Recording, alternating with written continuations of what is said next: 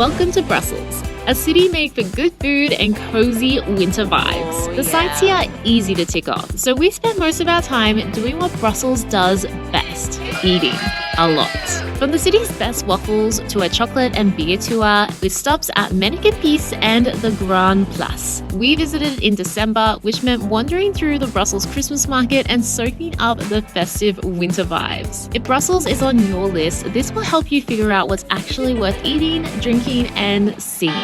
Good morning, beautiful people. We have made it to yet another country in our adventures. We have made it to Belgium, and more specifically, oh my gosh, to the Grand Place in oh wow, okay, this is generally our first time wow, we've made it to the Grand Place in Brussels. Oh, it is grand. Yeah, it is really beautiful. So we will take as much time as needed to explore, but we're gonna start with the most important part of our life, food. And as you may know, waffles is like the national treasure of Belgium. So that's what we started with. Good morning, beautiful people. We have arrived in Brussels. Basically, if you come to Belgium and your first day is not started with eating waffles, you're probably doing it wrong. So we have come to maxandjacqueline, which is apparently the spot to get waffles in Brussels. So we got two different types of waffles. I got the Liege waffle, which is meant to be like a denser, crispier waffle. Max got the classic Brussels waffle, which is supposed to be like a lighter, fluffier waffle. You can tell the difference when you look at them because the Brussels waffle is square and the Liege waffle is more like, yeah, a little bit smaller.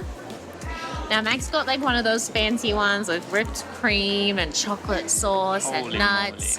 And I actually just ordered my Liege waffle plain with brown sugar and then a caramel sauce on the side in case I wanted to add it. Because I just kind of want to know what the waffle is like on its own.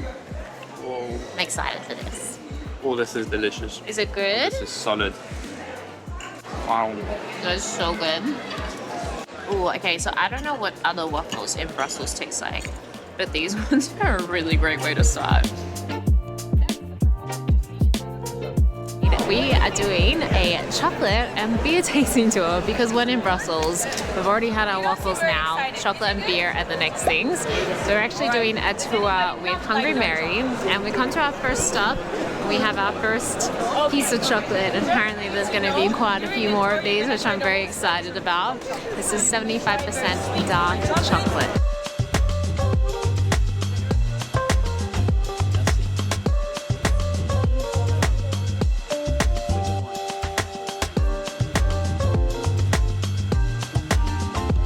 I love this little alleyway because it's like most people wouldn't notice it, so like you have to be from here and know it's here, but a tourist would never notice that. Traditional versions that we don't add sugar, so the sweetness only comes from the fruit and they're a little bit Thank you. Beer time. Finally. Something. Max got the traditional one, which is this Amol Sabit brand, and I actually got a more modern one because she said it's really sour and bitter and a very unique taste. Yum. It doesn't taste like beer at all. It tastes, actually it kind of tastes like medicine, like that cherry flavored medicine. You know when you're like young and you first start drinking beer and at first like beer, it actually does not taste good. But then the more you drink it, the more you like it, and now we love beer as adults. I think that this style of beer is like that. It's an acquired taste.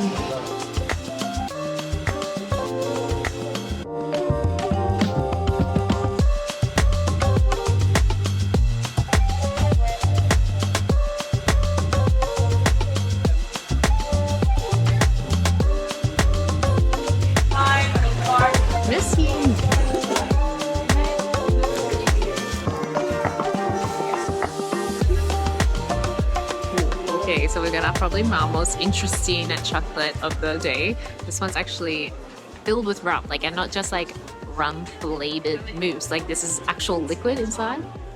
Can't hear it. You never know. I mean, Apparently you can't bite into it. You just have to eat the whole thing because yeah, it melts in your mouth. there's a little rum shot in there. Oh my god. Oh yeah, I can smell it. Like a proper shot of. Oh my god.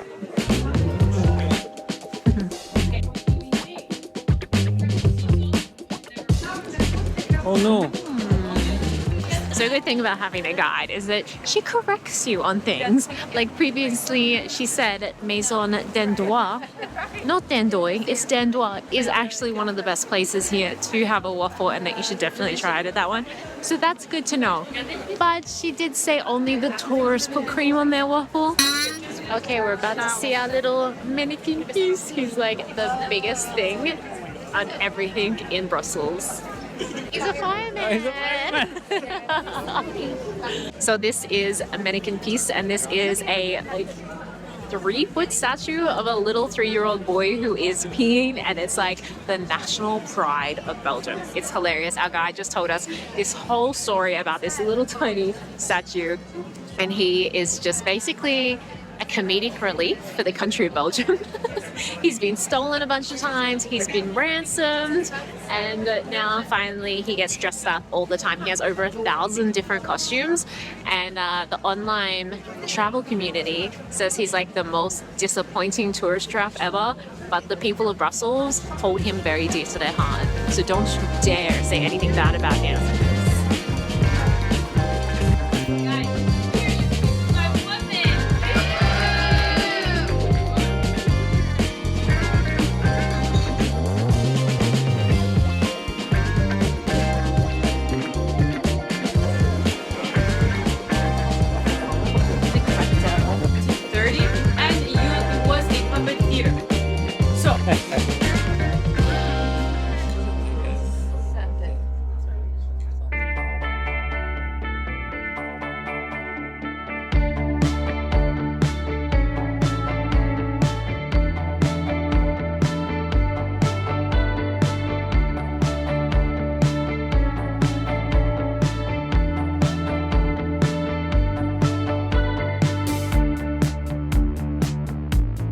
So we decided to go for a little sneaky lunch at a place called Wolf Food Hall.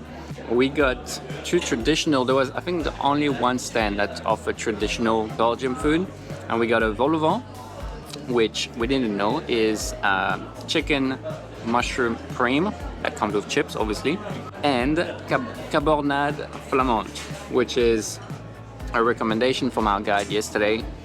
It looks, it's a beef stew. It looks really good, it looks hearty, it looks heavy. It is a cold winter day. I think this is the perfect sort of food for this kind of weather. Oh, that's really good. Yeah? We like stew, so... I love stew. Okay. That's like 10 out of 10 stew. It's actually so flavoursome.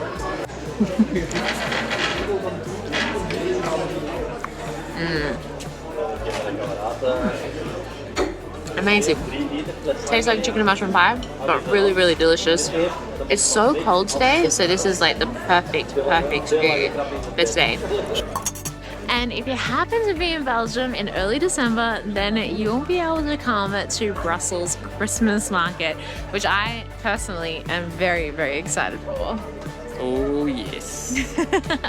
If you don't know what a European Christmas market is, basically it's a massive market with these little stalls that look like this, and they sell like Christmas gifts and little souvenirs and things, but they also sell hot drinks and hot food, the best European goodies you can get, which is really what we're here for. But what we really need to find is some glühwein. Glühwein. Let's start with glühwein.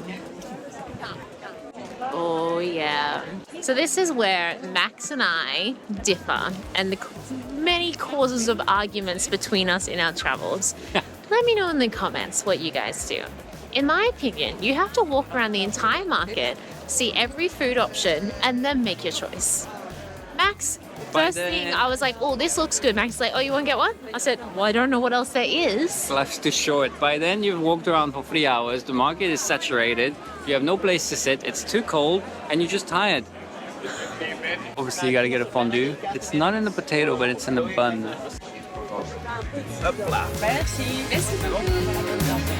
Winter in the top.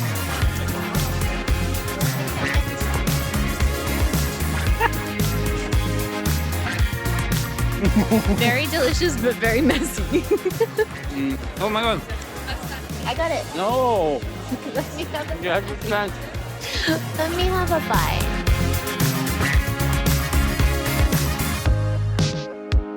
To go for a big dog. Idiot. Just one thing. They make them proper fresh. We were just actually seeing them they put like the actual dough in the little machine, so they're not just warmed up and they're not held there. And that was one of the things that we learned on our tour we did, is that you have to have them fresh, and if they're not fresh, you need to ask them to make them fresh for you, and they will, apparently. Maybe not if you're a tourist. I don't know. And then you order whipped cream on it. Yeah. Aha. Oh. Not as good as Maison d'Endroit. Chocolat chaud? Chocolat chaud. A little bit more every day. Bienvenue en Belgique. Joyeux Noël. Thank you. Bonsoir. Like, I am perspirating because of the stress of speaking French, and they were just like, she speaks French, let's go. And I'm like, oh, we got our hot chocolate, it's only like this full. But they were so nice, and I was so nervous I could not do anything. You did really good. Wow, okay, it is really hard learning a second language, especially coming from an English-speaking country where it's not like the thing to do. Like, it's just not emphasized in our schools. Nobody speaks a second language, or like barely anybody speaks a second language. So it's just not like ingrained into our culture and society, which is lazy, and I'm 100% against that, and I know it's lazy. But when you grow up as a child, you don't learn anything in school. Anyway, Calm down. Take a breather. I guess I'm stressed. Chocolat chaud? I love that. That was such a good Christmas market. There's such a good vibe, delicious food, delicious blue vine, really good prices. Actually, I feel like we got really good value for everything. So 10 out of 10, recommend the Brussels Christmas market.